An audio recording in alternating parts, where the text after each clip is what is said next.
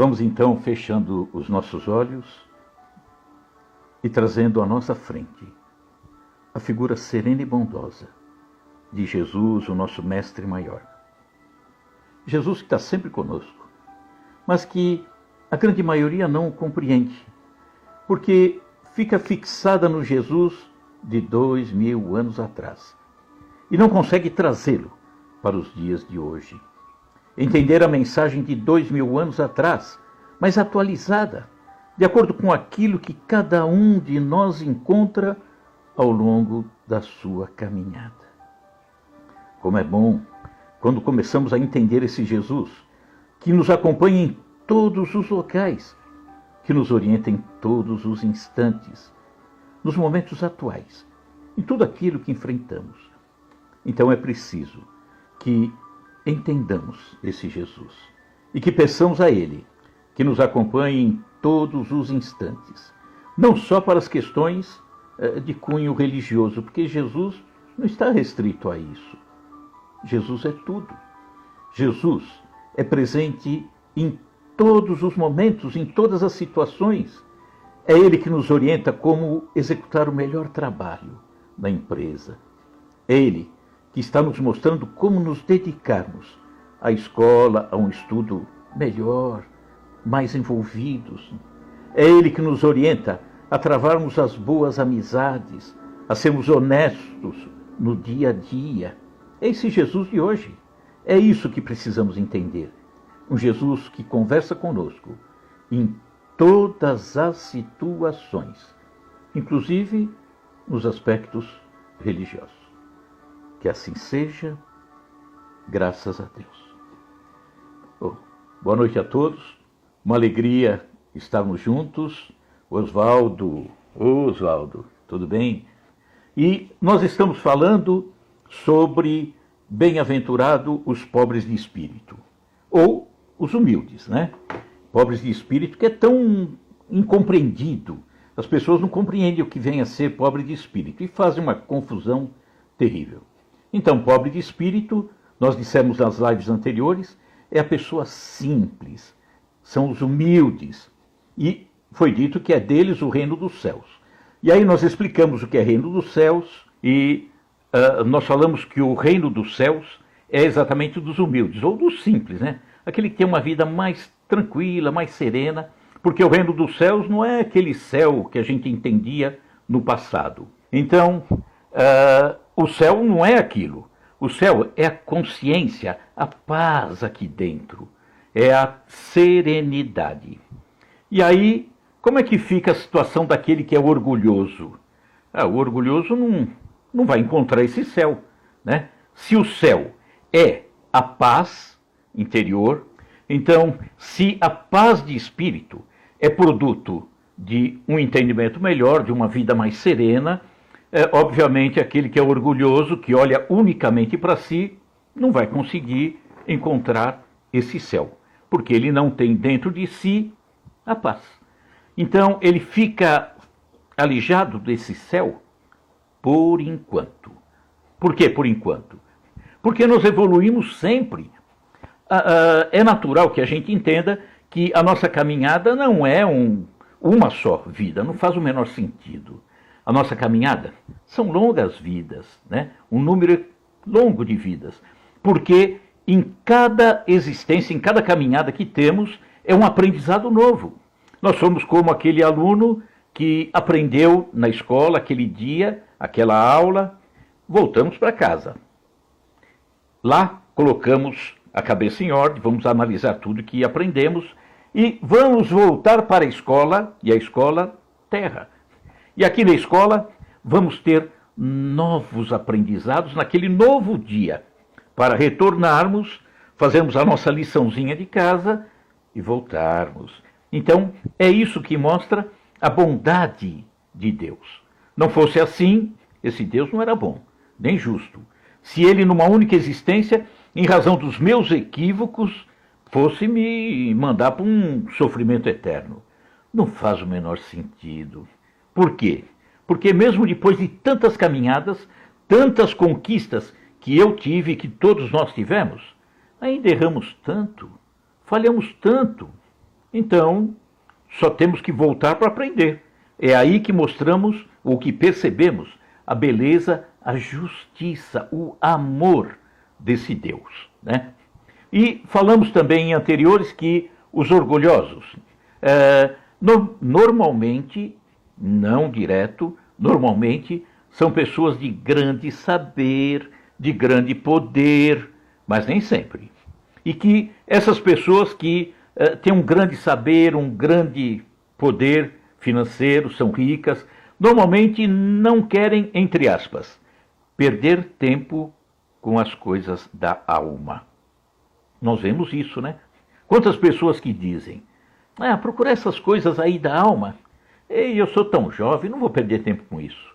Quando for velho, aí eu vou buscar. Quem garante que você vai ficar velho nessa? Não sabemos. Tem tanta gente que volta para lá, ainda novinho. E aí, como é que fica? Então, quando nós tomamos consciência da necessidade de mudarmos, de crescermos, vamos fazer isso hoje, agora.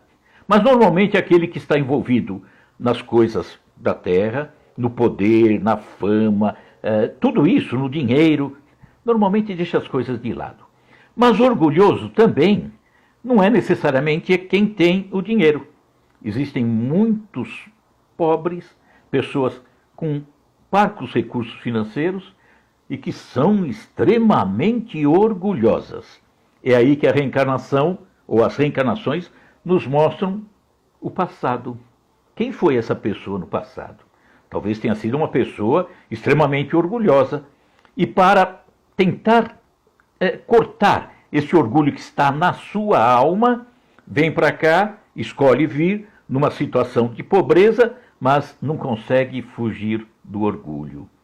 Então, não são só os ricos, não são só os de grande saber que são orgulhosos. Nós falamos, por exemplo, que muitos dos cientistas, em razão de acreditarem imensamente naquilo que eles conceberam como tudo, normalmente são os grandes orgulhosos, porque não admitem nada que esteja acima deles. Relembramos o caso de Yuri Gagarin, aquele cosmonauta soviético que foi o primeiro homem a ir ao espaço, saiu da Terra, deu uma volta na Terra. Olha que coisa maravilhosa! Isso há 50 anos atrás, 60 anos atrás. E quando ele desce, volta à Terra, ele disse o quê? Eu fui aos céus e não vi Deus. Olha que coisa impressionante. Como a gente consegue ver Deus em tudo? A gente consegue ver Deus na flor, consegue ver Deus na lua, no ar que respira, no alimento que nutre, em tudo. Nós conseguimos ver Deus em tudo. Então, quando nós falamos que Deus, justiça e bondade, na verdade esse Deus não é mais aquela figura, para mim não é, aquela figura daquele homem velhinho, pintado na capela das igrejas, não. Deus é um conjunto de leis, é uma força cósmica, justa, bondosa. Por quê? Porque ele faz tudo igual para todos. Chove sobre todos, o sol vem para todos. Na verdade, aquilo que há de distorção é provocado pelo egoísmo do homem e não por ele. Então, quando nós começamos a ver esse Deus, entender esse Deus que é uma lei divina, justa, obviamente ele não vai permitir, entre aspas, né, permitir que aquele que foi humilde sofra, né, esteja fora do céu, fora da consciência tranquila, e coloque no lugar dele exatamente aquele que é orgulhoso, aquele que nada fez para se melhorar. Falamos de Jesus há 2000 anos atrás, quando começou a distribuir a Boa Nova, o seu evangelho, que começou exatamente no local mais humilde lá da Palestina, que é a região da Galileia, um local totalmente esquecido, abandonado não só pelos poderosos do judaísmo, religião de lá, mas também dos poderosos de Roma, que exerciam uma pressão sobre aquele povo. E nós vamos ver que então essas pessoas orgulhosas tendem a rejeitar tudo aquilo que elas não conseguem compreender. Tudo aquilo que elas não conseguem ver. Então, estão muito presas às coisas da matéria, às coisas físicas. E hoje nós vamos adiantar um pouco e concluímos esse tópico, bem-aventurados pobres de espírito, e na semana que vem nós vamos falar sobre mãe. Vamos sair um pouquinho dos temas do Sermão das Bem-aventuranças, vamos falar especialmente de mães, em razão de ser a antivéspera do Dia das Mães. Mas, quando nós falamos das pessoas orgulhosas e que fogem de tudo, não querem entender nada que ela não possa explicar, né, que não possa ela interferir, mudar o rumo. Por exemplo, isso acontece com relação àquilo que a doutrina espírita ensina, né, o que ela mostra para nós, deixa evidente. Ah, mas eu não entendo, então deixo de lado. O que as igrejas ensinam, né? As igrejas que estão falando de Jesus de uma forma amorosa, estão querendo passar o ensinamento. Ah, mas eu não consigo entender, deixo de lado. Então, os humildes não conseguem enxergar. Perdão, os orgulhosos não conseguem enxergar. Os humildes enxergam, percebem, sentem. O coração deles está muito mais aberto, né? Então, esses espíritos que estão aí nos ajudando, para nós, doutrina espírita, nós falamos espíritos, para outras religiões são os santos, né? Enfim, todos aqueles que não pertencem mais a essa esfera material. Então, os incrédulos admiram que esses espíritos, esses santos, tão poucos esforços fazem para convencê-lo. Parece que ele é o último biscoito do pacotinho, né? Alguém tem que vir e me convencer que existe essa força, que existe Deus, a espiritualidade, isso tudo. É como se a espiritualidade, os santos para as religiões, tivessem que ficar dando provas. Eu vou te dar uma prova, hein? Eu vou te mostrar. Não é assim. O orgulhoso não vai enxergar nunca. Então, Deus, da forma como eu falei, que entendo Deus, e a espiritualidade como um todo, estão sempre nos dando provas da sua existência. Eu consigo enxergar Deus, como disse antes, em todas as situações. Eu vejo Deus no ar que sinto, que percebo, no alimento, na paisagem. Eu vejo Deus na criança, eu vejo Deus nos meus netos, esses dois que estão fazendo aniversário hoje, nos outros também. Eu vejo Deus num amigo, eu vejo Deus no olhar de alguém, eu vejo Deus na doença que está ali, ensinando a alguém ser mais forte, né, compreender essa lição. Eu vejo Deus em todas as situações. Por quê? Porque a luz da espiritualidade é derramada por toda parte, de sorte que só os cegos não conseguem perceber que há essa força imensa, né, maravilhosa. Então, será que daria para abrir os olhos de um orgulhoso à força? Não, não. A mudança interior é através de uma porta, entre aspas, que temos aqui, mas que a maçaneta está só pelo lado de dentro. Quem abre sou eu. Ninguém vai abrir essa porta se eu não quiser. Sou eu quem abre essa porta. Então, para vencer essa incredulidade, será que essa força que entendemos como Deus e a espiritualidade, que são esses espíritos, os santos para a igreja, né, empregam todos os meios possíveis? Empregam, né? Empregam. Só que os orgulhosos não se esforçam para ver a presença deles. Por exemplo, não se interessam em estudar. Eu quero estudar, porque as questões da alma também pedem estudo, dedicação. As pessoas às vezes acham que, não, as coisas do alto, não acontece, eu vou no centro, alguém fala e está tudo bem, eu vou na igreja, o padre falou... Não, não é isso não. Pede estudo, dedicação, vontade, empenho, pede isso tudo. E o orgulhoso está disposto a estudar as coisas da alma? Isso é, na cabeça dele, coisa para os pobres de espírito, né? Nós vemos, eu vi, na minha casa, quando ainda era monitor do curso, que hoje já não consigo em razão de tantos compromissos com a doutrina. E quando começava o curso, primeiro ano da doutrina, que era o básico, que a gente estava ensinando o comecinho. Logo no começo do ano a gente olhava a sala de aula, nossa, os alunos vinham, tinha lá 30, 40, 50, 60 alunos, que beleza. Chegava no final do ano, de 60, ficavam 30. E os outros 30? O que houve com eles? Para entendermos as coisas da alma, precisamos antes corrigir também as coisas da matéria. Senão a alma não vai se arrumar. Então essas pessoas que saíam eram aquelas que, no curso, entendiam as orientações que eram passadas, dizendo por Jesus, sobretudo Jesus.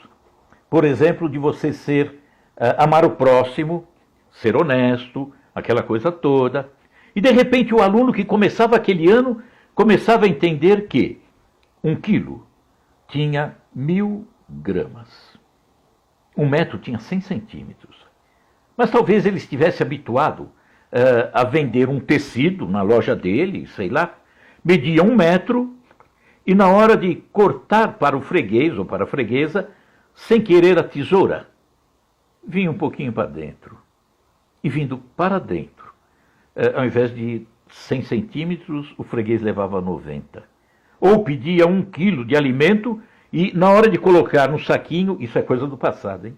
Colocar no saquinho, a concha, sem querer trazia de volta um pouquinho, e o freguês, ao invés de levar 1000 gramas, levava 900 gramas, não 1000. E aí, como é que fica a coisa? Eu preciso me modificar, mas o que é que eu vou dar prioridade? A vantagem que eu levava ou a modificação que preciso fazer? Então, quem não está a fim de entender-se por dentro, vai continuar vendendo 1 quilo, entregando 900 gramas. É dessa forma, né? E só para entendermos também a situação que fica quando uma pessoa que está mais no orgulho, mais envolvida com as coisas da matéria, né? Mais preso às coisas da matéria, não consegue se dedicar para entender coisas que ela não alcança.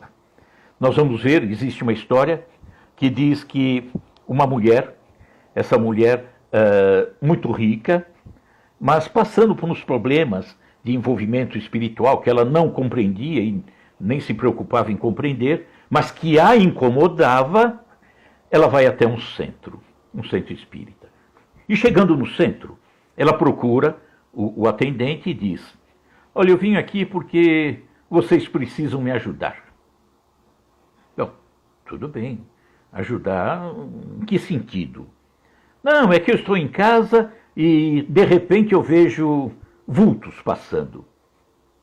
Ah, minha senhora, disse o atendente, isso, mediunidade. A senhora precisa estudar, né? Se dedicar a um estudo para compreender e tal. Mas eu vejo também, eu ouço barulhos. Eu estou em um determinado local e barulhos em outro cômodo. Minha senhora, isso é mediunidade. A senhora precisa estudar, precisa se dedicar. Ah, mas eu vejo também. Aí ela foi falando tudo o que acontecia. O atendente diz a ela: minha senhora, a senhora precisa estudar, se dedicar, se envolver com as coisas da alma. E ela diz: ah, mas é complicado isso. Eu achei que vocês poderiam me ajudar de uma maneira mais simples. Ou seja, não queria se envolver. E o atendente diz: olha, o curso hoje, casualmente, nós temos a aula hoje. Se a senhora quiser ficar, já participa. Ela diz: ah, essa semana não vai dar. Semana que vem eu volto. Até hoje, estou aguardando o retorno da mulher. É isso, a mulher não quer, mesmo com a dor, ela não quis se envolver, compreender, para trazer para dentro de si a solução. Porque nós precisamos ser médicos de nós mesmos. Nós não queremos fazer o curso. E aí? Eu vou me envolvendo, me machucando, não sei o que acontece, mas não quero saber de entender a melhor forma de me conduzir, né? Então, a espiritualidade, Deus, não se submete a exigências. Eu vim aqui porque vocês precisam me ajudar. Não, não. Você tem que se ajudar. Nós podemos auxiliá-la, mas a ajuda é sua. Se você nada fizer, nada acontece. Nada acontece. Então, a espiritualidade escuta, né, de uma forma bondosa, aqueles que se dirigem com humildade, e não os que se julgam ser maior do que a própria espiritualidade, né? Então, seria de perguntar, não poderiam, muitos perguntam, que são os orgulhosos, será que não poderiam acontecer manifestações retumbantes que pudesse chamar a minha atenção? Tem um amigo que diz que ele, por exemplo, não se conformava em retornar a uma nova encarnação e apagar, ter o esquecimento do passado. Como que eu vou fazer o melhor? Como que eu vou corrigir o que fiz anterior? Não, tudo está certo, né? Nós é que compreendemos errado. Por quê? Porque se as coisas foram feitas dessa forma, é porque se eu viesse com lembranças do passado, eu faria bobagem, eu seria orgulhoso, eu ajudaria alguém por interesse, né? E esse mesmo amigo diz que, olha, se a espiritualidade se manifestasse de uma forma mais contundente, eu acreditaria. Ele fala isso. É a visão de quem não compreende ainda. Só para ter uma ideia, como as pessoas não compreendendo, elas agem de forma tão estranha, né? Ele diz que na casa dele, quando a mulher está nervosa, ele não é espírita, nem ele, nem a esposa, ninguém. Ele fala, quando minha esposa está nervosa, eu percebo alguma coisa, eu mando ela para o centro. Não vai resolver nada, né? Bom, com relação à manifestação, a espiritualidade poderia até se manifestar de uma forma contundente. Mas para que serviria para o orgulhoso, né? Porque para perceber e entender é preciso estar preparado. E se ele não se preparou interiormente? Não. Quantos que dizem assim, olha, ainda que eu visse alguma manifestação, não acreditaria, porque eu sei que é impossível. Pô, mas você está vendo. Não, eu sei que é impossível. Ele já vai predisposto a não aceitar, a não entender. Orgulho. Então, Jesus diz, bem-aventurados os pobres de espírito. Ou seja, o simples, aquele que vai de coração buscar as coisas, não é aceitar cegamente, mas estudar, avançar, buscar mesmo, que o orgulhoso, não.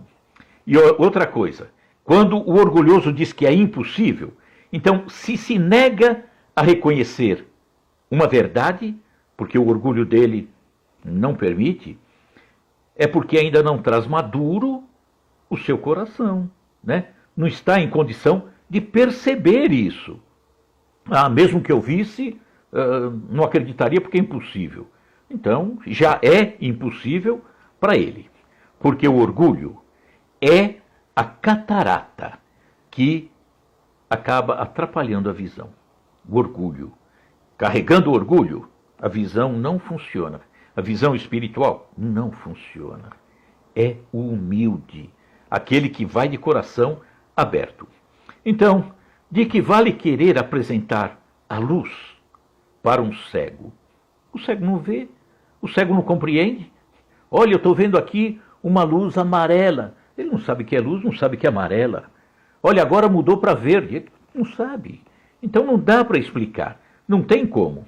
Então é necessário para o orgulhoso, antes, que se destrua a causa desse orgulho.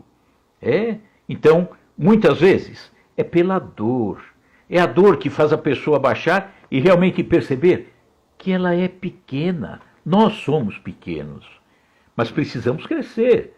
A dor vem, é o grande aguilhão que nos dá aquela cutucada e diz, opa, baixa a bola, meu. Baixa um pouco a bola.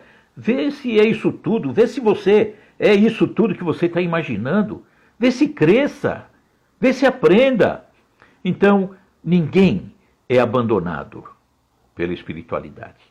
Não, nem o orgulhoso, porque cedo ou tarde ele vai perceber. É a dor que vem, a dificuldade, é a partida de um ente amado. De repente ele acorda e fala, puxa vida, tem que ter algo maior, algo que transcenda, algo que vá além disso tudo, né? Só que isso precisa acontecer de maneira própria. É ele que tem que despertar. Como eu disse, a portinha é do lado de dentro, a maçaneta. Então, os que são incrédulos, é exatamente a dor, a dificuldade que vai fazer com que ele abra essa portinha, para tentar descobrir, estudar, analisar e, se tiver disposto realmente, caminhar de uma forma melhor. Quando vemos a parábola do filho pródigo, acredito que muita gente conheça. Parábola do filho pródigo é aquele pai que tinha 2 filhos e que o mais jovem pede a herança. Pai, me dá a herança que eu quero cair no mundo. Aí pega a herança, vai esbanjar. É folia, farra, bebida, faz tudo errado. E começa a passar fome num país distante. E aí ele lembra do pai. Ou seja, ele era orgulhoso. Me dá o dinheiro que eu sei me virar. E quebrou a cara. De repente ele cisma. Puxa vida, estou sofrendo. E aí decide retornar para a casa do pai. E o pai o acolhe de uma forma maravilhosa. Porque Deus não perde nenhum dos seus filhos, né? Nós vamos ver que isso, a questão do orgulhoso e do humilde, o orgulhoso que não quer estudar nada, o orgulhoso que rejeita tudo, e o humilde, não o humilde que aceita tudo, não. O humilde que quer analisar, o humilde que quer vasculhar, o humilde que quer raciocinar, abre espaço para isso. Acontece até no surgimento da doutrina espírita. Doutrina espírita, lá em meados dos anos 1800, 1850, 1855, começava a acontecer um episódio das mesas girantes. Eram mesas, muita gente conhece aqui, eram mesas na Europa, em Paris acontecia muito isso, as pessoas se reuniam e as mesas sozinhas, sem o contato de ninguém, sem ninguém levantar, as mesas subiam, rodavam, iam para um lado, iam para o outro, e as pessoas ficavam em torno dessa mesa rindo. Era um espetáculo para eles, né? Eu ir lá para ver uma mesa subir, dar uma volta e descer, podia até ir uma vez. Uma segunda vez? Vamos lá, segunda vez. Terceira vez? Não vou. Não vou. Porque não tem graça nenhuma, subir e descer. Eu estou fora. Então, o humilde, aí nós vamos colocar, é aquele que vai buscar, aquele que vai com o coração aberto, com a mente aberta. Dentre eles, Kardec, Hipólito Leão Denis Rivaio. Ele foi, opa, tem alguma coisa aí. E essa mesa se comunica com batida. Opa, mesa não conversa, mesa não fala. O que está por detrás dessa mesa? E aí ele abre o coração, abre a mente, vai vasculhar, descobriu uma informação preciosa que a humanidade desconhecia. Ele foi humilde. E os outros, orgulhosos, gastavam dinheiro para ver a mesa subindo e descendo. Então, não faz sentido, né? É muito estranho. E nós vamos ver, então, já estamos quase que no final. Nós vamos ver, então, que para sermos simples, a gente tem que raciocinar. Porque simples não é a pessoa boba que alguém vem e fala, e agora, olha, o fulano disse isso, que bonito que é então. Não, vai estudar, vai discutir. Não foi dito que é melhor rejeitar 99 verdades do que aceitar uma mentira? Vasculhe, estude, busque. Não aceite o prato pronto. Nós aceitamos o prato pronto tantos e tantos séculos. Nós, porque nós transitamos por aí todos esses séculos. E muitas vezes envolvido pelas religiões e engolindo um prato que a gente não raciocinava. O que é isso que está sendo servido? Não coma. Hoje eu já não como, não. Isso aqui eu não gosto, isso aqui põe fora. Isso aqui, não, me dá outro prato aqui. Isso é raciocinar. E a doutrina espírita é a fé raciocinada. As igrejas, também muitas, estão buscando dessa forma, raciocinando, tendo um entendimento mais aberto, mais bonito. Esse é o objetivo. Nós vamos amadurecendo. E amadurecendo, nós analisamos as coisas com mais propriedade. Então as religiões também, de um modo geral, estão vasculhando isso. Isso é bom demais. Vamos então raciocinar. Por quê? Porque é isso que vai melhorar e nos dar a felicidade e a conquista desse reino dos céus aqui na terra, que já é possível. Falamos de humildes. Quando conquistamos uma condição mais humilde de ser, nós caminhamos pela vida de uma forma mais alegre, mais solta, mais espontânea. E hoje nós vamos ver. Antes disso, queria mandar um abraço, estava esquecendo. Bom, no final eu falo. O pessoal que está nos acompanhando distante aqui de São Paulo. Mas antes de encerrarmos, vamos ver um filminho, hoje tem filme, e vamos ver uma pessoa humilde, como que ela se comporta, como que é a vida dela, a alegria espontânea de uma pessoa assim, tá?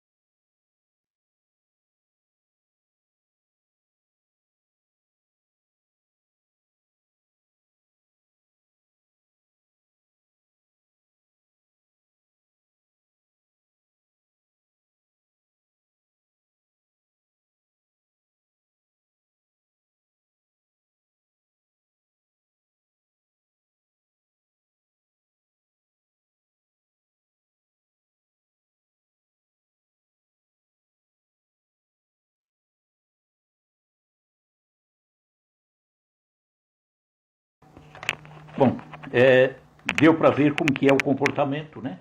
De alguém que está com consciência tranquila, está em paz, está numa boa, que é o caso dele, né? Do rapazinho. Então, preocupação, mensagem que a gente quis passar, vamos lutar, vamos estudar, vamos buscar, para que a gente entenda a necessidade de sermos humildes, deixar um pouco o orgulho é um processo, é aos poucos que vai acontecendo, e a gente vai tirando um pouco desse orgulho e colocando no lugar um pouquinho de humildade. E isso vai acontecendo ao longo de muitas e muitas encarnações. Só não podemos deixar de lado. E antes de encerrarmos, um abraço ao pessoal lá da Rádio Portal da Luz de Dourados, Mato Grosso, que retransmite para uma série de rádios, Rádio CEP de Ibiá, Minas Gerais, Sementes de Amor de Campo Grande, Mato Grosso do Sul, Rádio Nova Luz de Catalão, Goiás, Coromandel de Minas, Rede Doutrina, Rio de Janeiro, Sintonia Maior de Tuiutaba, Minas, Seridó Espírita de Currais Novos, Rio Grande do Norte, e aqui no YouTube alguém colocou Maca Robert. Pessoal, não esqueçam do like sempre para fortalecer o canal, né? Óbvio, se gostar, né? Porque senão não precisa dar o like não, né? Se gostar, tudo bem. E se puderem indicar para que pessoas tenham também a possibilidade de nos acompanhar, agradecemos, tá? Se gostaram também. Então, já deu a hora. A semana que vem, como falamos, nós vamos falar sobre as mães, porque vai ser antevéspera do Dia das Mães. Então vamos fechando os nossos olhos e trazendo à nossa frente a figura serena e bondosa de Jesus, o nosso Mestre Maior. A Ele agradecemos. Agradecemos a oportunidade de estarmos reunidos aqui todas as semanas, para que de uma forma simples, que é aquilo que sabemos fazer, de uma forma simples, possamos falar um pouco de Jesus, sobretudo de Jesus, mas tentar ampliar esse entendimento, para que não fiquemos naquele Jesus engessado de 2000 anos atrás. Jesus é muito maior, né? Aquele Jesus derrotado de 2000 anos atrás, pregado nas paredes, nos crucifixos, não faz o menor sentido. Jesus é vencedor, ele venceu a morte. Então que cada um de nós busque esse entendimento. Vá sim estudar, analisar, aceitar aquilo que concorda, não aceitar aquilo que discorda. Esse é o objetivo. Buscar, raciocinar. E aí sim, vamos aos poucos, colocando dentro de nós o reino dos céus. E tudo fica melhor. Pedimos Jesus que abrace a todas as famílias, a todas as pessoas de toda a terra, nesse momento tão complicado pelo qual passamos, essa pandemia. Quando as pessoas não compreendem, não entendem, e as pessoas não se prepararam para as dificuldades, muitas vezes dizem que perderam a fé. Eu perdi minha fé, porque meu filho desencarnou, porque meu pai partiu. Talvez nunca tenha tido fé, porque a fé verdadeira é aquela fé construída sobre a pedra. É aquela fé que, mesmo sabendo que estamos sofrendo, que estamos chorando, ela se mantém firme. Então que, nesse momento, a tua presença, Jesus, se faça em todas as casas da nossa terra, e que console todos os corações, para que ao final desse sofrimento, terminada essa situação de dor, as pessoas possam sair desse episódio fortalecidas. É isso que te pedimos. Que assim seja, graças a Deus. Grande abraço a todos, muito obrigado pela companhia de vocês. Forte abraço a todos vocês. Se pudermos estar juntos na próxima sexta-feira, vai ser ótimo. E Jesus no coração, álcool gel na mão. Abraço, pessoal. Fiquem com Deus. Muito obrigado, viu? Muito obrigado.